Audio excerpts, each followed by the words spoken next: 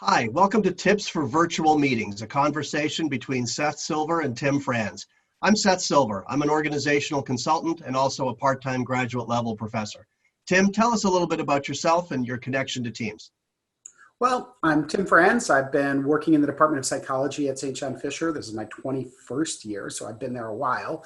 And I've got a few things coming up about teamwork. I have a past textbook that's going into its second edition. And of course, with you, Seth, I have the book on the workplace covenant that should be done within the next few months. And that's on improving leadership and teamwork. And then third, I have a book on Amazon that just went live this week on making team projects better with Lauren Vicker. So thanks for the interview today, Seth. And let me know what questions you have for me. That's great. That's great. We're talking about virtual meetings. Tell us about the best Zoom meeting that you've attended. What were some of the characteristics of a great Zoom meeting? Well, I've got a slide here that explains that. And really, I think the best meetings have three things. They're run well, meaning the person who called the meeting or the person who's facilitating the meeting, which may be different. That person runs the meeting well. They're engaging, meaning I'm there for a reason and I want to be a part of the meeting. And then finally, they're effective, which means I'm getting something done and the group I'm with is getting something done during the meeting. Great. It occurs to me these characteristics would apply to any meeting, an in-person meeting, obviously, as well as a Zoom meeting. So tell me how Zoom meetings and in-person meetings are the same and also different.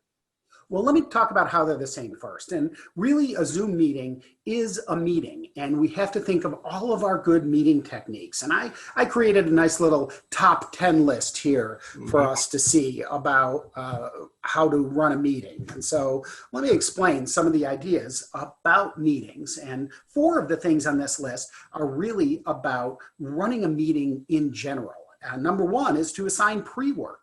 If you're going to run a meeting well, people should know what's coming and have read and prepared for that meeting. Number 2 is to get that agenda at least 48 hours ahead of time so that people know what's coming and know what they're there for in that meeting. Number 3 is to have a facilitator who's skilled in running meetings, a facilitator who can keep the meeting focused, avoid side conversations, and keep it on task and moving forward the whole time. And number 4, any meeting should have somebody who's taking minutes, and those minutes should talk about what people wanted to get done, who's going to do it, and when it's going to be done by. So that is what indeed those are the factors of a good meeting in person. But what are some of the differences, Tim? Well, some of the differences, and now we're into Zoom meetings. So let me just talk about a few of them. And this list on here has quite a few today, but number 1 is test your technology ahead of time. Here it is, we're on Zoom, we're having our Zoom meeting, and I did actually step in here to my meeting room here 10 minutes ahead of time and made sure everything was working for this meeting. And then number 2 is match the tool to the task, which is really important because certain things in meetings may require something simple and easy to get done quickly. And other things may require that face-to-face interaction, even if it's over Zoom or something like this. So make sure you're choosing the medium to match what your need is. So you could use just a simple conference call if it's a straightforward meeting, but if you might have something that requires a lot of back and forth, a tool like this, Zoom is a really good one. Now, some other things is in today's Zoom world, make sure to provide Zoom breaks, because some of us are on meetings. I know, I'm sure you've been on them. I know I've been on them for hours on end. There's been Zoom meetings and I get pretty burned out and I lose my focus. For me, I get about a half an hour, 45 minutes on a Zoom meeting and then I'm going off on a tangent somewhere in my head. So Zoom breaks, really important. Get something to drink, walk around, come back, you're refocused and you're energized. Then really, when you can, meet face-to-face sometimes when possible. This is really important to keep teams together, to keep them with that good sense of teamwork.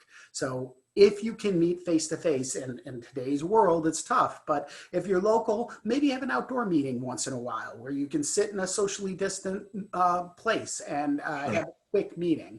And then finally, the last real big tip I would like to talk about is people tend to have a lot more distress today. They're working more actually because of all of the online work. They're spending days and nights because work time and home time are now getting more and more commingled. So people have this anxiety about all the work they're doing. Some may have anxiety about what's happening in the world. So check in with them. Check in with the people you work with personally and professionally.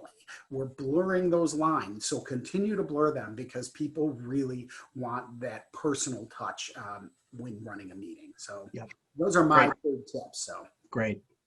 So last question, tell us something we don't know. Tell us, you're right, we've all been Zooming for a while. We're getting more and more used to it. But what would be some things that perhaps might not cross our radar in terms of what we really should be doing when we run a Zoom meeting? So what would be a couple of key recommendations that are not obvious, like technology and agenda? Well, I would give you 3 more recommendations. First of all, and this is good meeting technique in general, but don't invite people who don't need to be there. And invite them maybe for only the time that they need to be there. If you have a good agenda with times organized on it, only invite the people for when they need to be there. Don't let them feel like they're excluded, but make sure they know that they can come and go as need be. The beauty of online meetings now is that we can record them like we're doing here with our meeting today. And if somebody doesn't really need to be at the meeting, you record the meeting and then they can play it at their leisure and skip through and just look at the parts that are important for them. Number 2, I find that sometimes I go to meetings and there's a whole email that's been sent out and I get to the meeting and they're basically telling us everything that's in the email. And people who have done their pre-work and read the email are head in hand, waiting for the meeting to end and off in a daydream somewhere. And then the last one, which is even easier in Zoom meetings than in face-to-face meetings, which is don't allow people on your team to hijack the discussion. Keep it focused on that agenda. Discussion items are important, but make sure that it doesn't go off on a tangent. So keep it focused on the important topics on your agenda. So thanks for asking that.